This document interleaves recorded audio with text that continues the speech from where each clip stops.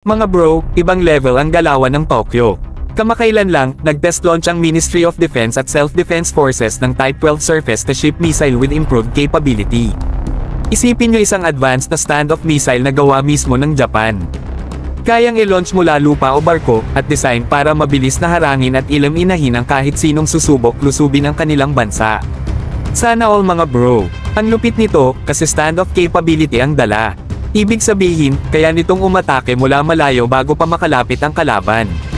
Safe na ang defenders, tapos maximum damage pa sa aggressors. Para kang may hawak na smart weapon na swak sa diskarte ng isang prepared at well-trained na military. Pinakamaangas dito mga bro, ay sariling gawa ito ng Japan. Grabe ang layo na nang narating nila pagdating sa missile technology. Ito yung klase ng development na nagpapakita na hindi mo kailangang umasa sa ibang bansa para sa advanced defense systems. Imagine kung magagawa rin natin ito someday, self-reliant at sariling innovation.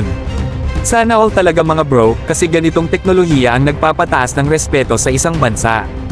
Malaking lesson ito para sa atin mga bro. Kung kaya ng Tokyo, bakit hindi rin tayo pwedeng mangarap ng ganito? Oo, may modernization program na tayo, pero baka kailangan pa natin mag-focus sa ganitong klase ng high-tech na armas. Sa panahon ngayon, ang standoff capability ay hindi na bonus kundi pangangailangan na para sa maritime security at territorial defense. Jones Lee, nakaka-inspire ang ganitong galawan para sa ibang bansa tulad natin na may mga hinaharap na territorial disputes. Kung maabot din natin ito, mas tataas ang respeto at deterrence natin laban sa mga umaaligid sa West Philippine Sea.